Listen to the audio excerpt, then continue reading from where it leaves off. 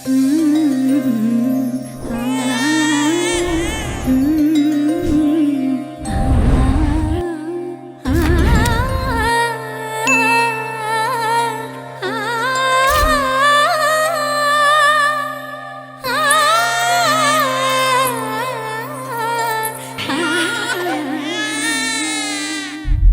10 காசு இல்ல, ஆனா உலகத்திலேயே நான் தான் ரொம்ப சந்தோஷமான மனுஷன்.